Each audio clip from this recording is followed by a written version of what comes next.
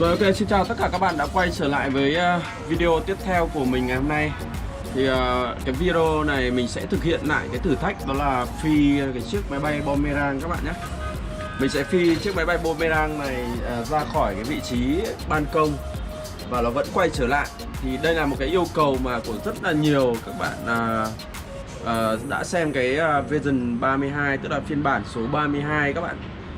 Đó là một cái phiên bản mà mình đã thực hiện phi chiếc máy bay Boomerang của mình bay rất là lâu, tức là rất là nhiều lần ra bên ngoài ban công và nó vẫn quay trở lại.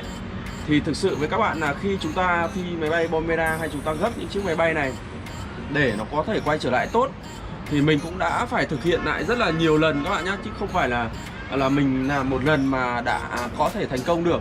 Thì có những lần gấp mình cũng không biết tại sao, nhưng nhiều khi chúng ta lại phải gấp đi gấp lại rất là nhiều lần với mới có thể có được một cái máy bay ưng ý và có được bay tốt, thuận lợi cho cái việc là mình phi máy bay. Thì bản thân mình cũng vậy, và các bạn khi muốn phi tốt cái loại máy bay này các bạn phải tập luyện, và cũng nhiều khi cũng có thể là do thời tiết các bạn. Thì hôm nay mình cũng lựa chọn ở đây cái vị trí hôm nay thời tiết cũng khá là tĩnh gió, tuy nhiên rằng thì ở đây cũng khá là vướng cái cây này. Chính vì vậy mà có thể là mình sẽ thực hiện không thành công, nhưng mình sẽ cố gắng có thể thực hiện 1-2 lần hoặc là nhiều lần để cho các bạn xem là chúng ta có thể phi những chiếc máy bay Boomerang này bất kỳ ở vị trí nào chúng cũng có thể quay lại được. Ok, và bây giờ mình sẽ test thử cho các bạn xem.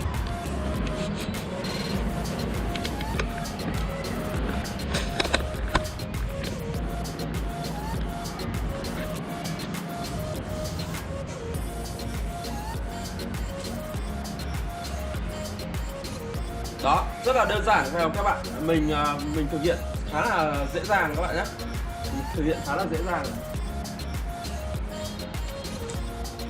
Đó, thì đây là mình sẽ thực hiện lại cho các bạn xem.